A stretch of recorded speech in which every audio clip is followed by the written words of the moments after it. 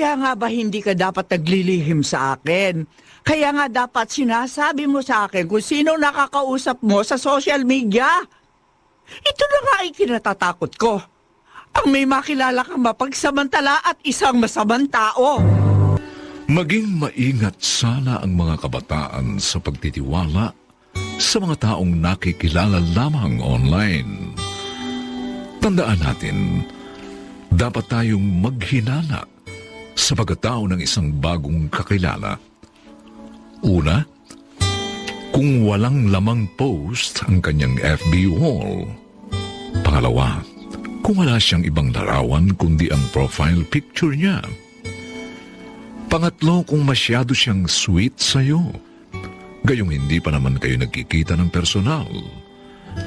Ilan lamang yan sa tinatawag na red flags at babala sa'yo na yung taong kachat mo ay hindi talaga iyong nasa profile picture niya. At maaring may hangad siyang hindi maganda sa'yo. Mga kaibigan, pakinggan natin ang naging karanasan ni Loleng sa ating dulang sa kanyang panahon.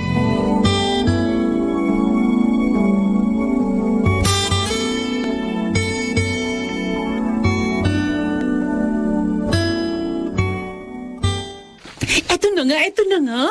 Ipapakita ko na sa'yo ang matagal ko ng kachat. Tingnan mo, dali. Oo, yan. Tingnan mo. Oh, foreigner. Aha. French daw ang tatay niya. At Oh? Pinay naman ang nanay niya. Wow. Dito siya pinanganak, kaya marunong siya magtagalog. Pero every now and then, umuwi siya sa France to be with his dad. Oh, winner ka dyan, ha? Pogi na, mayaman pa. Naman. Ay, kailan kaya ako makakahanap ng oppa na sing pogi niya? Hayaan mo. Ganon? Ay, sige. Mag-usap muna kayo. Tatapusin ko yung niluluto ko. Sige pa, Lola. Hi, Janica. Bakit nandito ka na naman? Siyempre, gusto ko kitang makita. Gusto ko kitang makausap. Uy, nakikita mo naman ako sa FB. Bakit kailangan pang personal? Hindi mo sinasagot ang mga PM ko sa messenger mo eh. Ano man sasagutin ko doon? Puro emoji yung sinisend mo. At least, i-like mo. I-love mo. I-hug mo.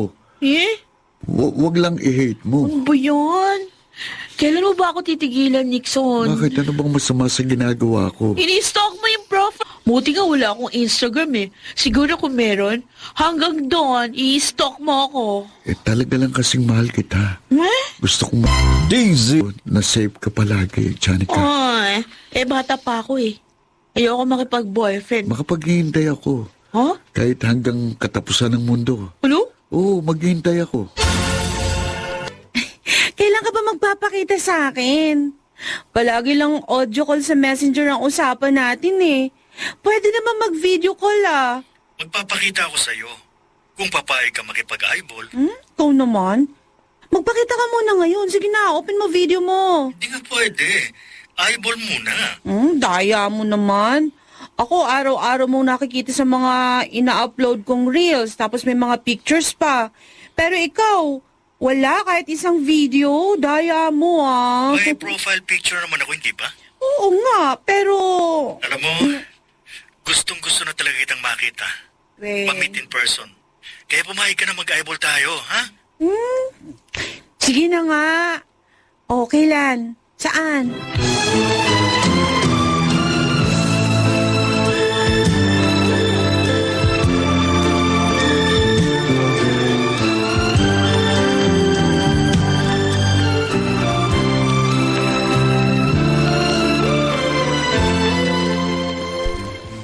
Masama raw ang pakiramdam niya, Janica. Hindi siya papasok sa school ngayon. Kung gusto mo, puntahan mo na lang sa kwarto niya. Doon na kayo mag-uusap. Okay po. Sige po. Tito Lope, pupunta ako na si Letty. Masama raw pakiramdam mo. Oh, Janica. bakit?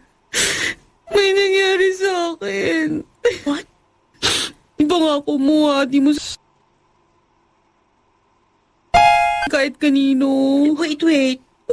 Paano nangyari? Ano yung ibig mo sabihin? Makinig ka. Paliliwanag ko sa'yo. Okay. Basta ipangako mo sa akin na walang makakaalam nito. Promise. Secret lang natin to, ha? Kasi, papatayin niya ako. Papatayin niya ako.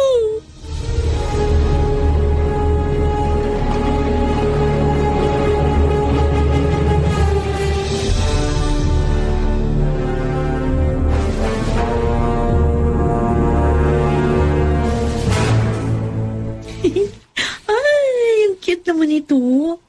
Jasper ang pangalan niyo. At gusto niyang makipag-eyeball sa akin? Bakit tumawag ka pa? Nag-chat na tayo ah. Gusto ko lang marinig ang boses mo. Boses lang? Ayaw mo ako makita? I-open mo kasi yung video mo. Nakita na kita. Ano? Selfie. At mga long video sa school. Alam mo, ang cute-cute mo. Huh? Gusto kitang makita sa personal. Sana this week na kaagad. Oh, ay sigurado ka gusto mo ako makita? Mukha ka kasing artistahin sa profile picture mo. Pero ako naman ano lang simple lang itsura ko. Pangkaraniwan lang. Di nga ako nagme-makeup Yan talaga ang gusto ko. Siguro lalo kang cute sa personal, ano? Din, gusto ko makita Jasper. Kasi nga, ang pogi mo sa profile picture mo Okay, sige. Magkita tayo. Pero, doon lang sa labas ng school namin, ha? Bahal kasi ako lumayo, Strict ang lola ko.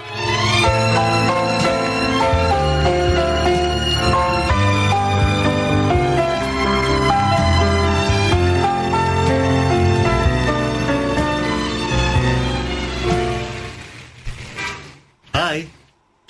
Hello. Ikaw yung ka-meet up ni Jasper, no? Ay, oo. Nasaan siya? Sumama ka sa akin. Ano? Pinasusundo ka niya. Ha?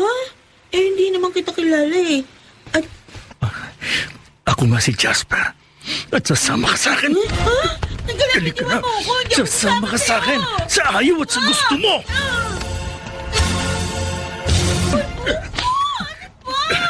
Lalo ako na-excite sa'yo. Tayo na. Dadalhin kita kung saan kita matitikman. Pagkatapos ibibidyo kita. Paulit-ulit kita panunurin.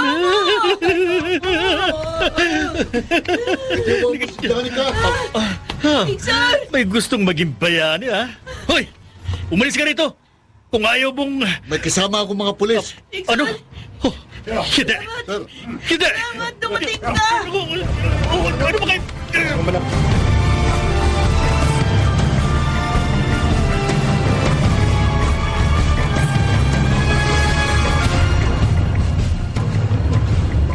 inisto ko po ang wall ng FB ni Janica.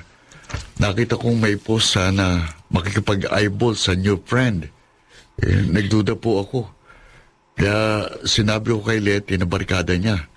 At nakiusap si Letty na abangan ko si Janica sa school. Siguruhin kong diretsong uuwi si Janica. Pero hindi po siya umuwi. Doon ko na nakitang may ka-eyeball siya. Lalaking higit na may edad sa kanya. Hanggang nakita ko, pilit siyang sinasakay sa kotse. Humingi po kagad ako, Che. Loli. Kaya nga ba hindi ka dapat naglilihim sa akin? Kaya nga dapat sinasabi mo sa akin kung sino-sinong nakakausap mo sa social media. Ito na nga yung kinatatakot ko Yung may makilala kang mapagsamantala at isang masamang tao. Hindi kasi ako nakinig kay Letty. Meron nga po siyang kinumpisal sa akin na may nangyayari sa kanya. At yun din siguro yung kahihinatnan ko kung hindi ako nailigtas ni Nixon. Nixon, salamat Janica, di na ako magagalit sa'yo mula ngayon.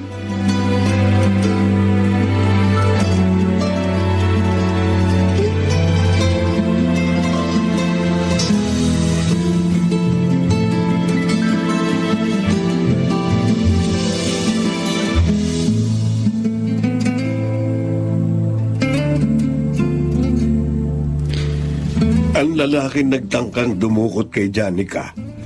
Siya rin ang lalaki na nagsamantala sa anak ko, kay Letty. Dinaramdam ko, Lope, na nangyari ito kay Letty. Hindi siya agad nagsumbong sa akin dahil pinagbantaan siya ng lalaking yon. Napapatayin kapag sinabi niya kahit kanino ang pangre-rape sa kanya. Hindi na maibabalik ang nawala kay Letty. Pero magkakaroon siya ng katarungan. Dahil nakakulong na ngayon ang demonyong nagsamantala sa kanya. Hayop siya. Kapag nagkaharap kami sa korte, sisiguruhin kong habang buhay siya makukulong.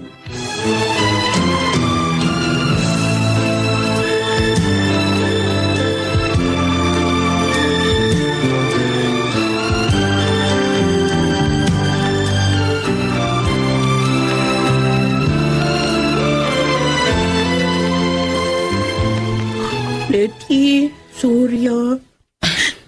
Pinag-iingat mo ko pero hindi ako nakinig. Oo, huwag ka nang umiyak. Ang mahalaga, nailigtas ka ni Nixon. Oo nga eh. Talaga pala na dapat tayong mag-ingat sa social media. Kasi Member. hindi lahat ng nag-a-add sa atin as friend, totoong tao. Oo nga. Marami pa rin mapagkunwari lang. Marami kunwari mabait at gwapo. Pero totoo niyan, demonyo pala. Yung trauma na naranasan kung maghihilom pa ito. Letty, narito kami para tulungan ka makabangon sa nangyari sa iyo. Ang social media ay marami ring buting idinudulot. Mas mabilis na information dissemination at communication sa mga pamilyang magkalayo dahil may OFW sa pamilya. Sadyan sa kahit anong larangan, may mga demonyo na kukunwaring anghel para makapag-scam o makasilo ng bibiktimahin. Magpasalamat tayo. Buhay kayo ni Janica para tumistigo laban sa demonyong lalaking yon. Opo. Babangon tayo sa bangungot na ito sa tulong na nasa langit. Maghihilom ang takot niyo.